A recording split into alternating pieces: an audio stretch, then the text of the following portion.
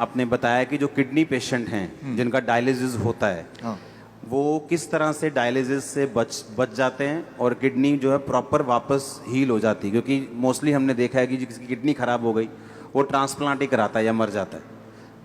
ये एक इम्पॉर्टेंट बात है जो मैं आपको बताना चाहता हूँ ताकि आप इसको उन लोगों तक पहुँचाएं जिनको इसकी ज़रूरत है।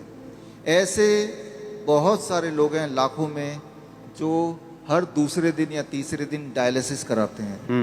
पहले तो समझना पड़ेगा डायलिसिस क्या है। बहुत ही सिंपल है, आधे मिनट में समझ जाएंगे।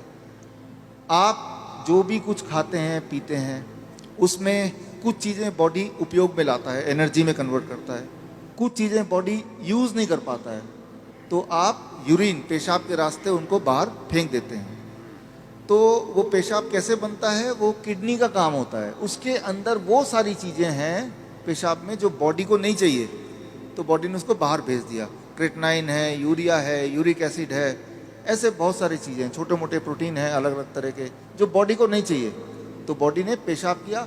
आप बोलेंगे अरे मुझे पेशाब आ रहा है, तो वो किडनी ने बाहर भेजने का तैयारी कर ली है और आप गए और आपने अपने आप को हल्का किया, ठीक हो गया। ये तो हुआ नॉर्मल। आपका बॉडी खुद ही आपका डायलिसिस कर रहा है। डायलिसिस ये है, हमारा बॉडी हमारे अंदर की जो चीज़ जो हमें नहीं चाहिए वो बाहर फेंकने का रास्ता बनाया, इसे कहते हैं डायलिसिस। यानी कि हमारे सबकी बॉडी करती है इसको। अगर वो करना बंद कर दे, किडनी अपना काम करना बंद कर दे, अब जब मैं पानी पी रहा हूँ और बॉडी को उनमें से कई सारी चीज़ नहीं चाहिए लेकिन बाहर का रास्ता बंद है, तो बॉडी क्या करेगा, गुब्बारे की तरह, बैलून की तरह उस पानी को, उस फ्लूइड को बॉडी में ही इकट्ठा होता रहेगा। ऐसे लोगों के पैर आप देखेंगे हाथी की तरह हो जाते हैं, सूज जाते पैर, हाथ सूज हाँ, जाते हैं, पैर हाथ सूज जाते हैं, गले मुंह सूज जाता है। तो क्या है, उनका जो यूरिन आउटपुट है, पेशाब या तो कम हो गया है या खत्म हो गया है। अगर आपसे बोलें कि एक दिन बिना पेशाब किए रहना है, इम्पॉसिबल, कितना दर्दनाक हो सकता है। और ऐसे लोग फिर मशीन की मदद लेते हैं। वो मशीन वो खींचता है खून में से वो ऐसे पानी जो खराब है और निकाल के बाहर करता है।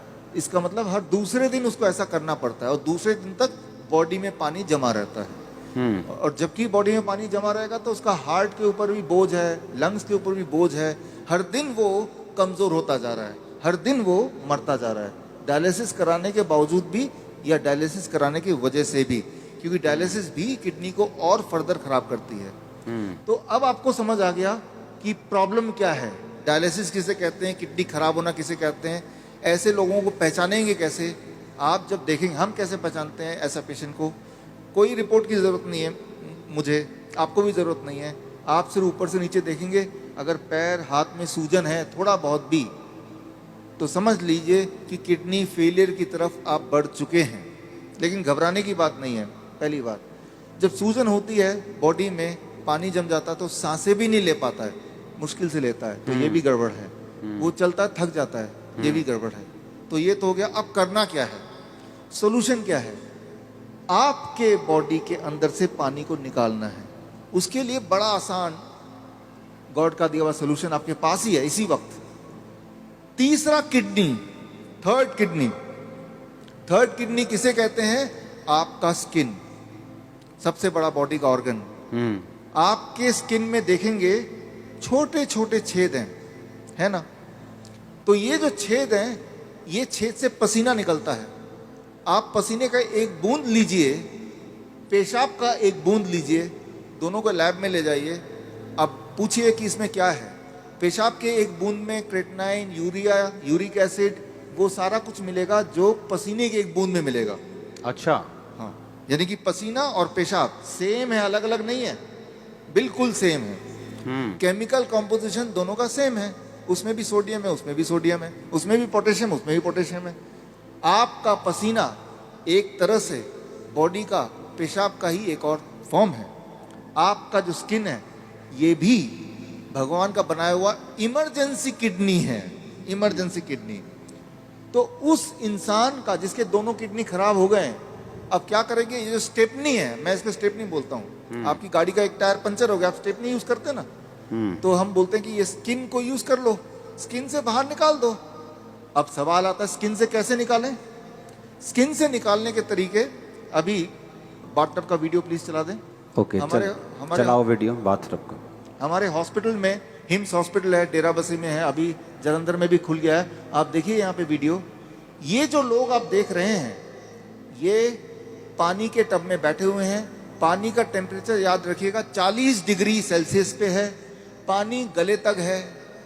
गले तक पानी अगर हो, उसका टेम्परेचर अगर 40 डिग्री सेल्सियस मेंटेन कर पाएं, और ये लोग अगर 2 घंटे बैठ पाएं, तो 2 घंटे के अंदर 2 घंटे सुबह शाम के एक ही बार, एक बार, या फिर 1-1 घंटा 2 बार। अच्छा, ऐसा करने से, ये सारे किडनी पेशेंट हैं, ये वो पेशेंट हैं जो हर दूसरे तीसरे दिन डायलिसिस कराने जाते थे, लेकिन अब वो जाते नहीं हैं।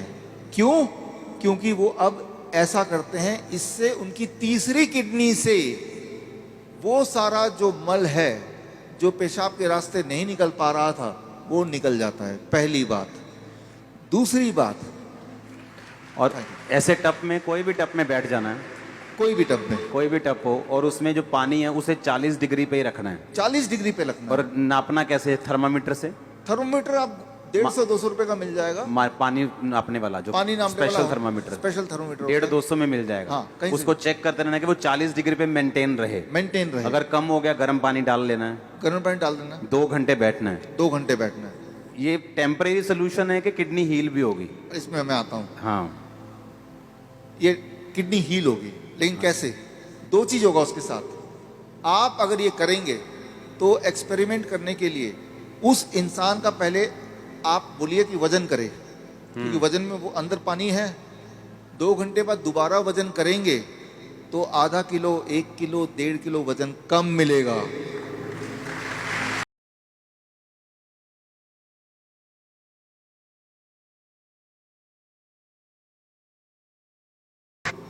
दो घंटे बाद दोबारा देखें, अरे सूजन कहाँ गया? अरे बाहर चला गया, उसको बॉडी ने बाहर भेज दिया। एक और काम करें। किडनी पेशेंट की एक दिक्कत होती है, उनका बीपी बहुत हाई रहता है। क्यों? गुब्बारे को जैसे फुलाएंगे तो प्रेशर बढ़ गया ना, तो बॉडी भी तो गुब्बारे की तरह फूल रही है, पानी अंदर डल डल के, तो प्रेशर बढ़ता जा रहा है। तो चाहे कितनी भी दवा खा लें किडनी का पेशेंट, प्रेशर उनका बहुत ज्यादा होता है, ब्लड प्रेशर। अच्छा, लेकिन तो अब पहले प्रेशर नाप लें, ज्यादा ही मिलेगा 200/100। अब पानी में बिठाएं, और अब पानी में बिठाने के बाद 2 घंटे बाद दोबारा प्रेशर नापें, तो प्रेशर कम हो जाएगा। कम से कम 40 यूनिट कम हो जाता है, किसी का 20 यूनिट कम हो जाता है, लेकिन कम जरूर होता है, हर एक का कम होता है। तो जो जो मेन सिम्टम होते हैं किडनी पेशेंट के, वो सारे सिम्टम एक क्लासिक सिम्टम होता है। मोस्टली बोलते हैं कि किडनी आपकी श्रिंक हो गई है जी, किडनी सुंगड़ गई है, सिकुड़ गई है, वो काम नहीं कर रही। हाँ, वो फिर से बढ़ेगी कि नहीं बढ़ेगी? ऐसे ही रखना पड़ेगा पेशेंट को? ये बड़ा इंटरेस्टिंग है। ये सवाल बहुत सारे पेशेंट ठीक होने के बाद भी पूछते हैं। ठीक होना कैसे पता चल गया? कि अब उनको ये करने की जरूरत नहीं है। 3 महीना लगातार करने के बाद अब करने की जरूरत ही नहीं है। अब पेशाब भी नॉर्मल हो रहा है, सूजन भी नहीं आ रही है, ब्लड प्रेशर भी नॉर्मल है, यानी ठीक हो गया। लेकिन वो क्रिटेनाइन और यूरिया, क्रिटेनाइन भी नॉर्मल आ गया, यूरिया भी नॉर्मल आ गया, यूरिक एसिड भी नॉर्मल है, सारा कुछ नॉर्मल हो गया। हाँ, ब्रीदिंग भी नॉर्मल है। साइज किडनी का। अब आता है साइज।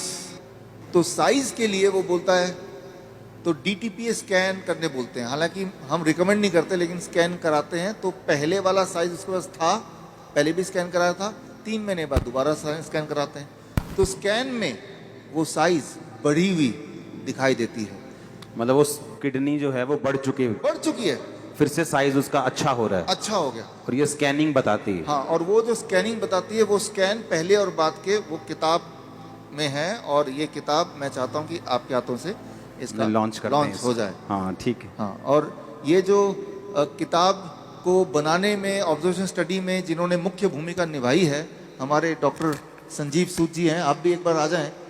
डॉक्टर गगन है, ये भी आ जाएं। दयानंद आयुर्वेदिक कॉलेज में इन्होंने हमारे साथ मिलके हमें मदद करते हुए इस चीज़ को दुनिया तक पहुंचाने के लिए काम किया। प्लीज़ आ जाएं। डॉक्टर अनु, प्लीज़ कम। किताबें और भी हैं, 2 ले आते हैं। इसका नाम है प्रत्यारोपण, यानी किडनी ट्रांसप्लांट का अंत। किडनी, आपकी खुद की किडनी ही काम करेगी, किसी और की किडनी की कोई आवश्यकता नहीं है। भगवान का दिया हुआ किडनी, उसी को स्टार्ट करना है, उसी को काम करना है। तारीफ करो सब। Thank you, thank you, thank you. अच्छा, हमने कितने ऐसे लोग आपके लोग मोहल्ले में ऐसे आपने देखे होंगे जो किडनी ट्रांसप्लांट नहीं करा सकते, डायलिसिस नहीं करा सकते, मर जाते हैं। देखे कि नहीं देखे? चर्च में हील होते हमने देखे हैं, लेकिन जो बहुत से लोग हैं जो यीशु मसीह को नहीं जानते हैं, हमने हॉस्पिटल्स में देखा है। मेरे फ्रेंड्स हैं जो हॉस्पिटल्स चलाते हैं चैरिटेबल, वो बताते हैं कि किडनी पेशेंट किस तरह से आते हैं और उनके पास मशीन्स नहीं है, उनके पास स्ट्रक्चर नहीं है और लोग ऐसे ही मर रहे हैं। और देखो, जब डाइट का जिक्र होता है तो यकीन नहीं होता कि डाइट से कैसे कोई हील हो सकता है, और ये भी यकीन नहीं हो रहा कि बाथटब में बैठ के या ऐसे ऐसे करके कैसे कोई हील हो सकता। और उसको खाना क्या है किडनी पेशेंट को? सेम DIP डाइट प्लस ये जो मैंने बताया, ये 2 घंटे बैठना है। 2 घंटे बैठना है। कई बार लोग 2 घंटे नहीं बैठ पाते, तो 1 घंटा करके 2 बार बैठ लिया। कई बार 1 घंटा भी नहीं बैठ पाते, चलो 40 मिनट करके 3 बार बैठ गए। 2 घंटे का आपको रूटीन पूरे दिन भर में 2 घंटे बैठते ना, तो यहाँ से जितने पोर्स हैं तब जाके पूरा निकलता है। ये एक रूटीन बनता है। और 3 महीने बाद फिर उसकी किडनी अपने आप काम भी करना शुरू करती है। अपने आप काम करना शुरू करती है, तो फिर ये बंद कर देना है। डाइट चलेगा जिंदगी भर, डाइट चलेगी, हाँ, इसको बंद कर देना है। ये बंद हो जाएगा, ये बंद हो जाएगा और पेशेंट नॉर्मल रहेगा। पेशेंट अब वो पेशेंट ही नहीं है, अब वो पेशेंट नहीं, अब पेशेंट नहीं है, वो आप और हम जैसे हैं। नॉर्मल हो गया वो। हमारे दर्शकों के लिए एक खास मेरा मैसेज, आप इस दोनों चैनल के माध्यम से मेरे वीडियोस आप देख रहे होंगे, नए नए जो टेक्निक्स हैं वो आप सीख रहे होंगे। एक चीज़ करना भूल जाते होंगे कि वो ये है कि सब्सक्राइब करना। सब्सक्राइब कीजिए ताकि जो मेरे नए टेक्निक्स हैं, नए वीडियोस हैं, वो राइट टाइम पे आप तक पहुँचे, सबसे पहले पहुँचे।